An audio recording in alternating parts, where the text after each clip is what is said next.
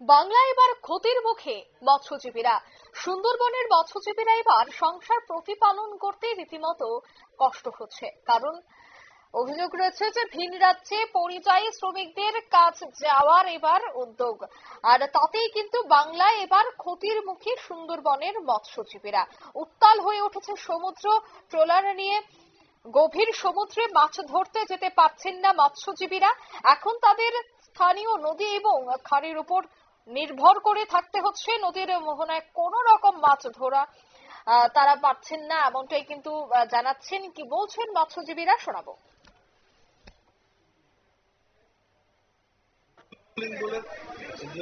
চলে আসে, তারপর সমুদ্র শক্তি দিচ্ছে না। হ্যাঁ, নৌবাহিনী কারা করছে, আমরা পূর্বেও যেতে পারছি না। হ্যাঁ, যার জন্য মাছ তো পাচ্ছি না। পানিতে মাছ সে মাছের রেট নেই। হ্যাঁ, দীঘেও যেতে পারছি না, প্রচন্ড রোলিং, গঙ্গর দিয়ে থাকতে পারছি না। হ্যাঁ, এইরকম পয়সা আমাদের বাইরে থাকতেই পারছি না। তারপরে সেরকম মাছ নেই। এবার আমাদের পজিশন এমন হয়ে যাচ্ছে, সব তো বাইরেই চলে যাচ্ছে। কি করছে এখানে ইনকাম না হলে? আপনারা শুনলেন মৎস্যজীবীদের বক্তব্য। সেই বিষয়ে আরো বিস্তারিত জানবো। টেলিফোন লাইনে যুক্ত হয়ে গেছে প্রতিনিধি গোপাল শীল। গোপাল দা, মৎস্যজীবীদের মূলত বক্তব্য হচ্ছে যে সমুদ্র উত্তাল থাকায় তারা সমুদ্রে যেতে পারছেন না, তাই গভীর সমস্যার মুখে পড়েছেন, সংসার প্রতিপালন করতে কষ্ট হচ্ছে।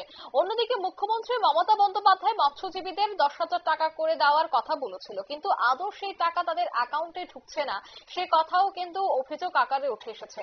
এবং অভিযোগ রয়েছে যে দলীয় কর্মীদের অ্যাকাউন্টে নাকি সেই টাকা দেওয়া হচ্ছে। এই যে একটা বিকট পরিস্থিতি তৈরি হয়েছে, মৎস্যজীবীরা তাতে কতটা ক্ষতির মুখে রয়েছে? দেখো, তোমাকে বলে রাখি, সুন্দরবনের প্রত্যন্ত এলাকা গোসাবা, ক্যানিং, বাসন্তী থেকে আরম্ভ করে ঝড়খালি, পাথর প্রতিমা, গঙ্গাসাগর, নামখানা, ফেজারগঞ্জ, এই সমস্ত জায়গায় কমপক্ষে 9,000 মৎস্যজীবী রয়েছে। 9,000 মৎস্যজীবী, তাদের পরিবার রয়েছে, তারা নির্ভর করে মাছ ধরার উপরে।